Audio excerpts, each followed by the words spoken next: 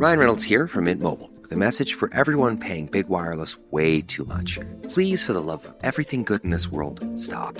With Mint, you can get premium wireless for just $15 a month. Of course, if you enjoy overpaying, no judgments, but that's weird. Okay, one judgment. Anyway, give it a try at mintmobile.com/switch. Upfront payment of $45 for 3-month plan, equivalent to $15 per month required. Intro rate first 3 months only, then full price plan options available. Taxes and fees extra. See full terms at mintmobile.com.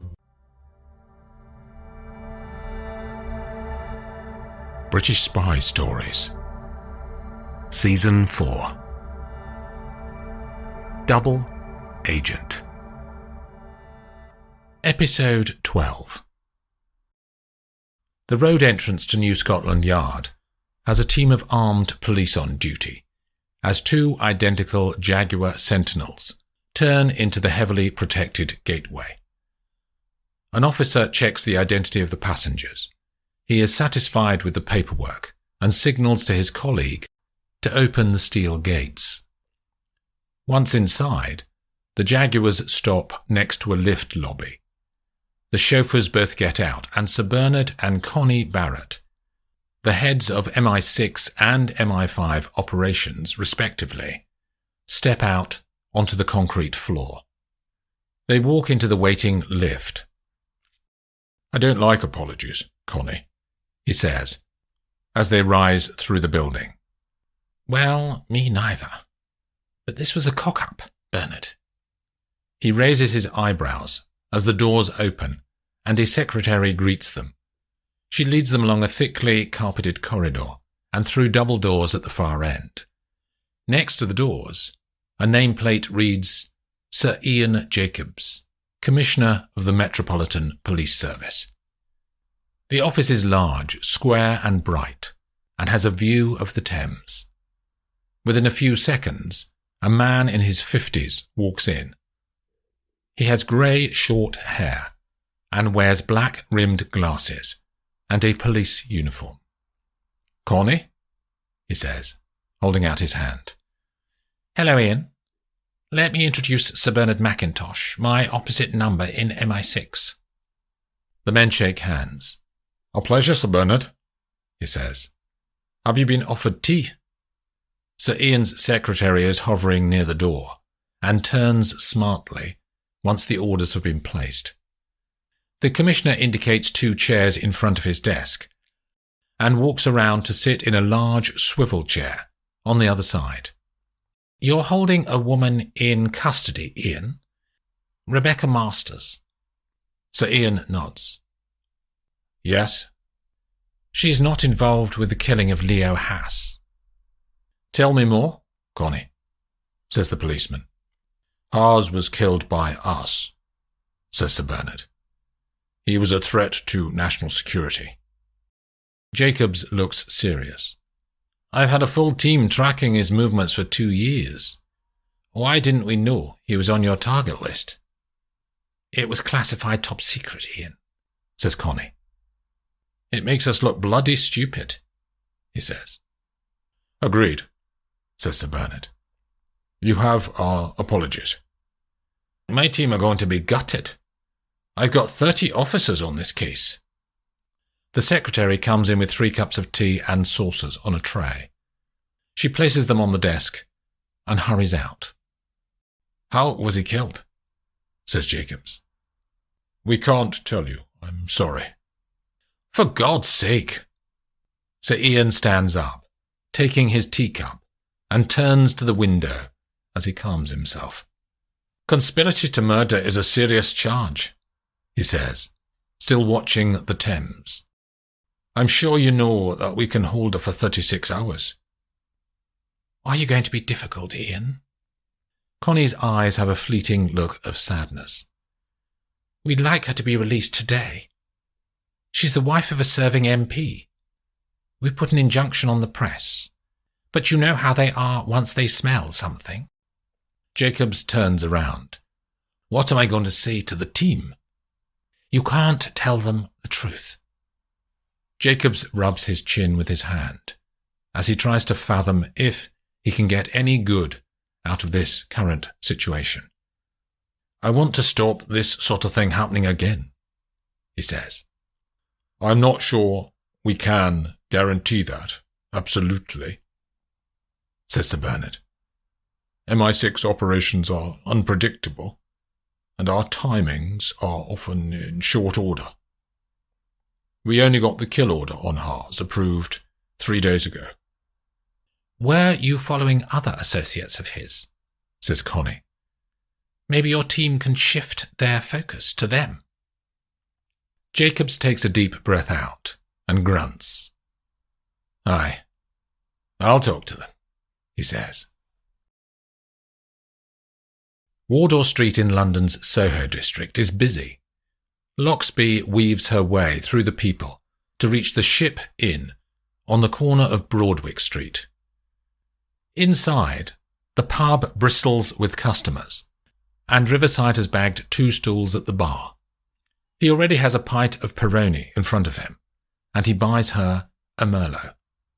Did they arrest Webster? She says. Not yet. Why not? She looks frustrated. Didn't we get enough evidence? We're not the police, Emma, he says. We don't just collect evidence then put people in prison. She watches his eyes as she drinks her wine. We collect evidence, then use it against people to get them to do what we want. That's cynical, she says. He smiles weakly. Sometimes we do have them arrested, but most of the time we want targets to remain part of their world and provide us with information. Then we get a steady flow of insights. That's the job. Not stopping them, but collecting intelligence. She sighs and drinks again. So, what's next? I'm going to go into the procurement team undercover and try and find out if Webster is the only leaker, or whether it's a more organised operation. MI5 researchers said that there have been a few leaks in the last couple of years. Maybe there's more of them. What about the other people on my list? There was that MP bloke. Gavin something, she says. You're not going to catch him inside the procurement department. Why don't I honey trap him too? Riverside shakes his head. No, we don't need him yet. Why not? The leaks come from procurement, so it's likely to be the buyers who are doing it. Gavin Masters doesn't have access to that information. Whoever's paying for this information isn't getting it from him. But he could be involved. Riverside takes a mouthful of beer. Sure, he says, but we need to focus on one bit at a time. What am I going to do then? She says. You're a key part of this, Emma. You've already proven that Webster is not only vulnerable, but willing to leak. I don't just want to do nothing while you go and do the undercover stuff, she says. Maybe next time, he smiles at her. You can't do it all straight away. After another half hour, Riverside finishes his beer and says he needs to get away. They part outside the pub, and he disappears into the crowds on Wardour Street. Loxby walks to Tottenham Court Road tube station, catches the Central line eastbound, and gets back to ground level at Bethnal Green. By the time she reaches her shared flat on Maple Street, her 2 flatmates are cooking in the kitchen, and they all talk about their days. The others talk about real events, but Loxby talks about fake things that fit with her cover job as a farming project manager within the government offices on Marsham Street. One of them is going out, and she goes off to change. Loxby and her other flatmate, Alice, go and watch episodes of a medical drama and drink vodka shots. Loxby can't get the conversation with Riverside out of her head, and it keeps nagging at her mind during the evening. As one episode finishes on the TV, and the next one starts to load, Alice says, You coming to meet my brother's friends next week? Wednesday. Alice nods. Thought we could go on your motorbike. He'll be impressed. Maybe. Go on, do it as a favour to me, says Alice. In that case, You can do something in return. Alice raises her eyebrows. There's this guy I want to meet. Will you come with me? Why? I'd feel safer, you know, says Loxby. Is he dodgy then? No, it'd just be nice. Who is he? Alice's face scrunches up. Just some guy. You fancy him? I don't know. Alice looks bemused. Okay. I can leave halfway through if you like him.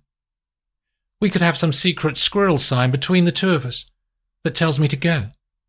She opens her eyes wide. They return to watching the screen. He's an MP. And he's married, says Loxby. Alice looks disapproving. What are you doing, Em? Is this some sort of sugar daddy thing? No. What then? Sounds proper dubious. Just want to see what it's like. Alice sighs. All right. But if he's weird, I'll invent some reason to get us both out of there. Loxby picks up her laptop from the table in front of them and goes into email. She had collected the contact details of all of the people on her list of suspects when she researched the presentation for Riverside. She starts to email Gavin Masters, asking if he would like to meet, and talked about jobs in politics. She signs it with her real name, Emma Dudley, not Lara, as using a cover name will only confuse Alice. She finishes the message and hits send. It's dark by the time Kate and Hans arrive on the shore of the Bodensee. They check into the Hotel 6 on Bruckenstrasse, which is a 10-minute walk from the place where they suspect Maya might be staying. The CCTV image that London Control found was from a camera on the access road to the hotel that leads off from the main road. They eat in a restaurant outside and return to their rooms at about 11. An hour later, they drop down the back stairs of the hotel before heading out into the night, wearing all black. Their route passes marine buildings and service yards for the boats on the lake. The moonlight is bright and the sky is cloudless as they cross a railway to reach the side of the tracks nearer the water. They jog along the bankside cycle path and, after 5 minutes, they can see the target hotel up ahead, square and solid against the night sky.